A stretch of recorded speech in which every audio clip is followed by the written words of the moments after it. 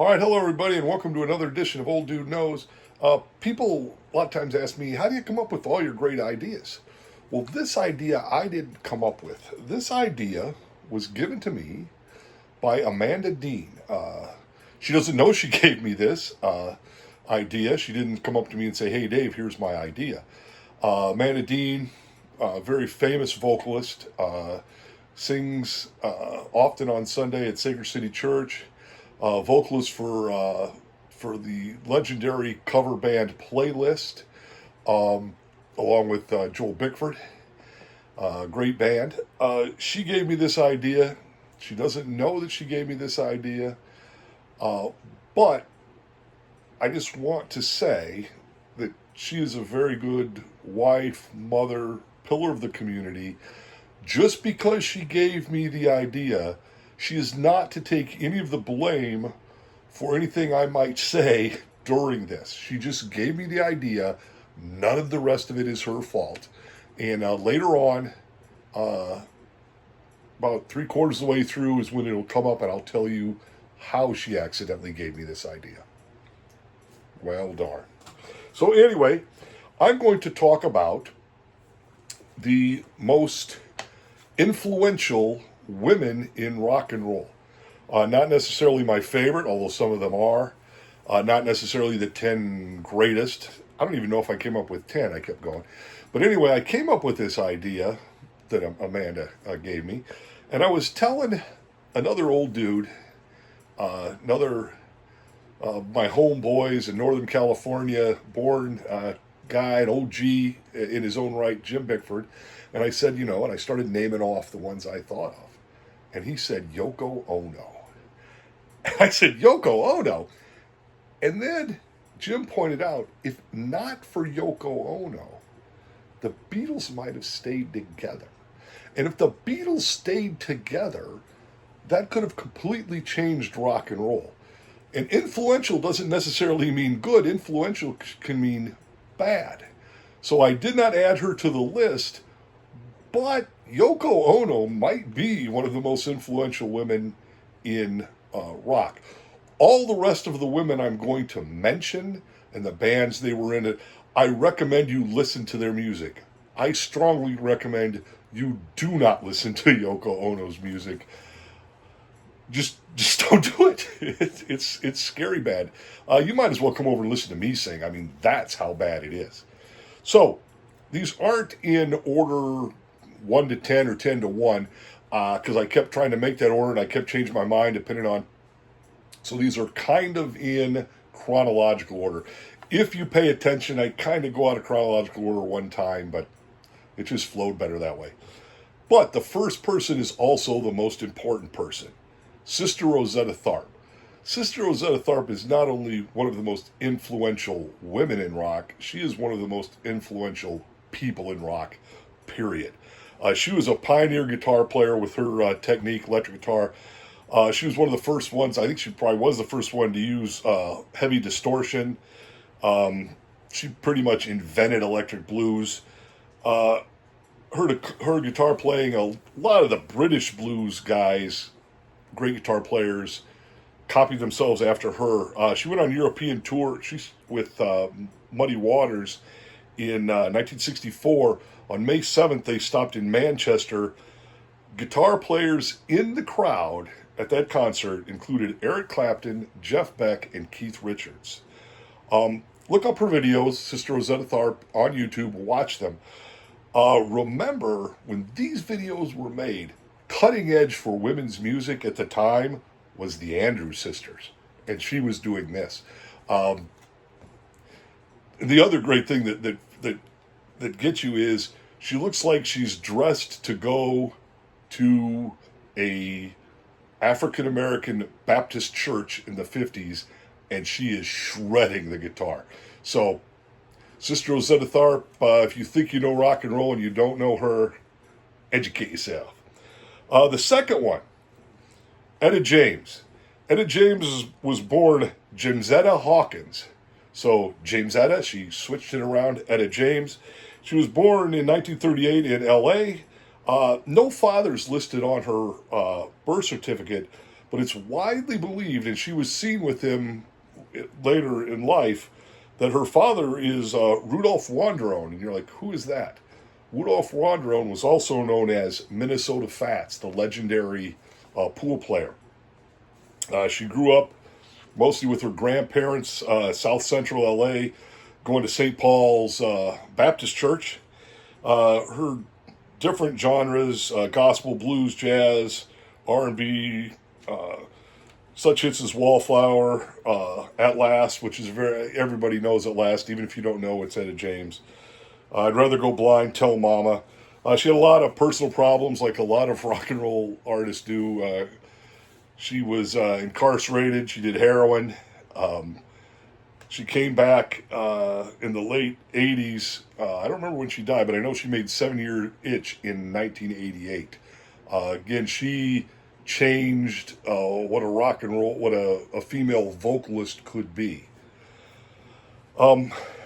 After her, the next one that I think had a lot of influence was Anna Mae Bullock, who you probably know as Tina Turner. She was born in 1939, was a singer-songwriter, dubbed the Queen of Rock and Roll, powerful yet raspy rock and roll voice. She was one of the best-selling recording artists of all time, over 100 million records sold. She was born in Nutbush, Tennessee, and you think, why does Dave even tell us that? I would guess that Nutbush, Tennessee is the smallest town that has a rock and roll song written about it. The population of Nutbush is 259, and the song Nutbush City Limits was done by her, covered by Bob Seger, tells about what it was like in a really small town growing up. She basically had two separate careers from 1960 to 1975 with Ike Turner, and then from 1983 to 2000, she had a very famous solo career. So number 3 on the list, Tina Turner. Number 4 on my list, or the fourth person, Aretha Franklin. Aretha Franklin was born in Memphis, but grew up in Detroit. Her father, C.L. Franklin, was a minister at New Bethel Baptist Church and a noted civil rights leader. So she grew up around the church. Queen of Soul was twice named the greatest singer of all time by Rolling Stone magazine. Not the greatest female singer of all time, the greatest singer of all time. Maria Callas might have something to say about that, but it's Rolling Stone. Of course, Respect is her most famous song, probably, of her 20 top or number 1 singles. I like Chain of Fools the best myself.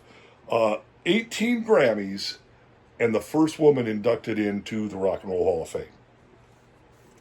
Next on my list, Janis Joplin. Janis Joplin, singer-songwriter, one of the most iconic and successful songwriters of her era. She was noted for her powerful vocals. Again, kind of like Tina Turner, she did not sing like the establishment was used to women singing. She sang like a rock and roll singer. Big hits, Me and Bobby McGee, Piece of My Heart, Cry Baby, Don't, Down on Me, Ball and Chain. Her last song that she recorded, Mercedes-Benz. She was pretty much Haight-Ashbury personified in the 60s. She's also one of the members of the Unfortunate 27 Club. If you don't know what that is, many famous and very accomplished musicians died at the age of 27. Besides her, there was Brian Jones, Jimi Hendrix, Jim Morrison, Kurt Cobain, Al Wilson, Pigpen McCarran, and Amy Winehouse all died at 27. So if a really good rocker makes it to 28, it's a good sign for them.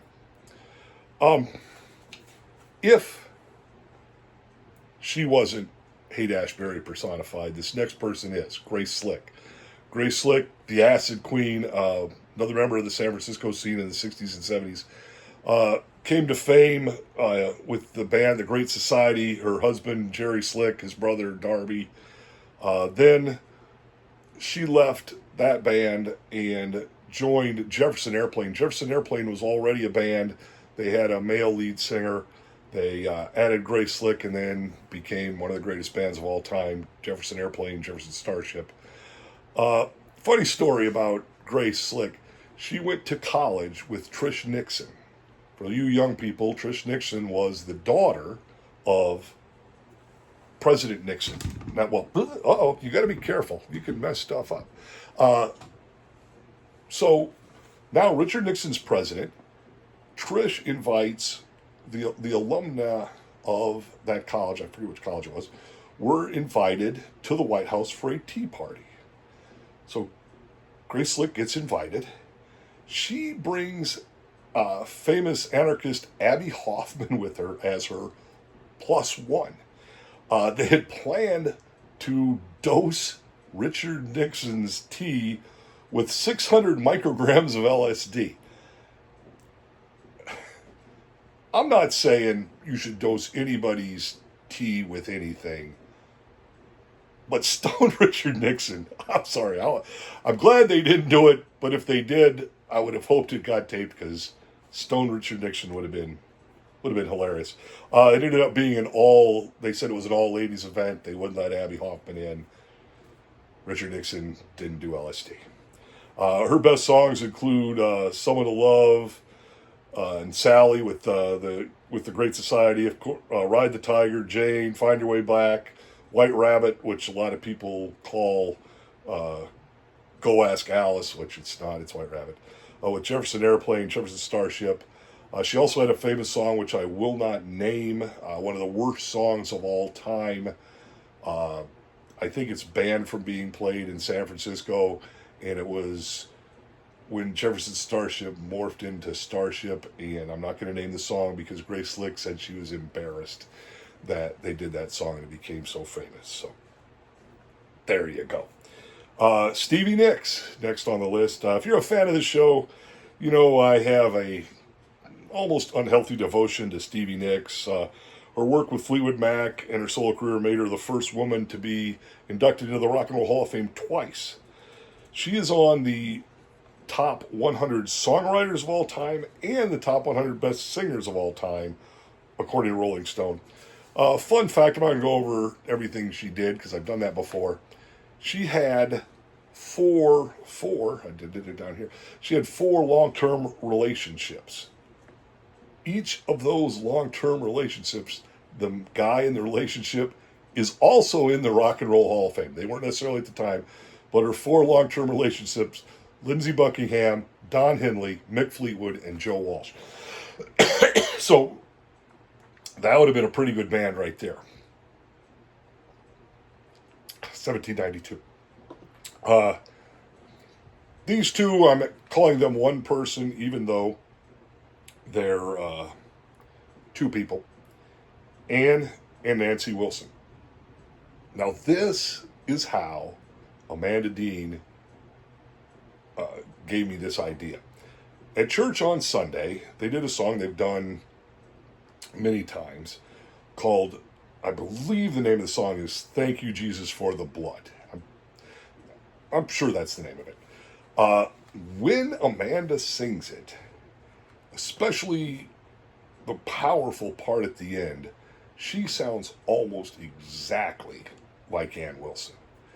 If you don't know the song, there's a version of it on YouTube by Charity Gale, I think. I don't think she's related to Crystal Gale. But that version is not as good as when Amanda sings it. So I'm at church. I sing at church, but I sing like about this loud. Because they say, singing and worshiping is a joyful noise unto the Lord. Well, the Lord has like God hearing. So maybe he would find my singing a joyful noise. The people around me, on the other hand, would not find it so joyful. So I sing along kind of quietly. The only time I ever sing loudly is in the car by myself in either the heat of the summer or the cold of the winter because the windows are up. And I do that for all of you people, really, because it's not something you want to hear. I love music, but I just pretty much suck at it. So, anyway, meanwhile, back to our previously scheduled programming. Ann and Nancy Wilson, they are the band Heart, basically. Ann's the singer, Nancy's the guitar player, backup singer. One of the first hard rock bands that were fronted by women.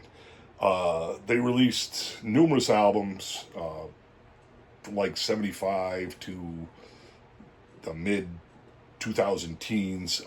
Big songs that you probably know: Magic Man, Crazy on You, Barracuda. They're in the Rock and Roll Hall of Fame. Ann Wilson was listed as one of the greatest rock and roll vocalists of all time. They're in the Rock and Roll Hall of Fame. They before them, and even after them, rock and roll women bands, except for the Runaways, were all cutesy bands like the Go-Go's, and the Go-Go's were after them, but the Go-Go's. I trying to think of the other ones at that time. They were novelty kind of bands. Heart was a rock and roll band that just happened to be had a woman lead singer, woman guitar player. They weren't a girl band. I just talked about the Runaways, and the next person on the list is Joan Jett. Joan Jett was a member of Runaways, along with Lita Ford and some other people you never heard of. Anyway, she's a member of the Runaways. She is pretty much the first famous female, what could be considered punk singers. She split. The Runaways had all sorts of problems.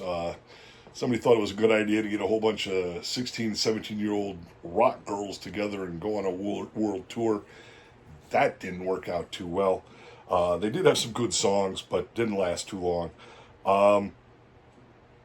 Later, she didn't join the Blackhearts. She made the Blackhearts. Bad Reputation album was great. Song I Love Rock and Roll on there. She's later inducted into the Rock and Roll Hall of Fame, the Grammy Hall of Fame. She's done 11 albums. I Hate Myself for Loving You, Bad Reputation, Good Music, Friends, Light of Day, Little Liar, the remake of Tommy James and the Shondells, Crimson and Clover, Do You Want to Touch Me, Dirty Deeds, Everyday People. Listed as one of the greatest guitar players of all time in the 2003 and 2023 Rolling Stone list. She and the Blackhearts were inducted into the Rock and Roll Hall of Fame in 2015, I think. Right around there. This last one, some of you are going to say, well, it's Dana Elaine Owens, also known as Queen Latifah. Now, some of you old white people are saying right now, "Oh, that's rap. Rap's not rock and roll." You're wrong. Rap is rock and roll. I like Sammy Hagar. I do. Take away the abomination of him and Van Halen. That wasn't his fault. It was just a bad idea. But Sammy Hagar had a song, "There's Only One Way to Rock." That's not true. If you listen to... so anyway, Queen Latifah was born... everybody was born, but she was born in 1970. Debut album at 19, All Hail the Queen, featuring the hits First Lady. Second album, Nature of a Sister. You have to say it like that. And then her third album, Black Rain. That album became the first female rapper to have a gold record. If you think that rap is not rock, listen to the song Unity, or it's actually Unity, off of that album.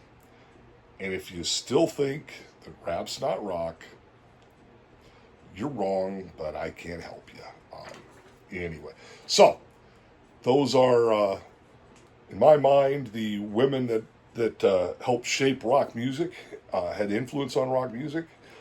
Thank you again, Amanda Dean, for bringing this up to me accidentally. Next time, I am going to settle once and for all the big debate on whether Sherlock Holmes is a real person or a fictional person. I know there's a lot of debate in that, and I'm going to settle that once and for all. So, rock and roll music, Ma Rainey. How it was helped shaped by women, this old dude knows. Now you know. See you next time.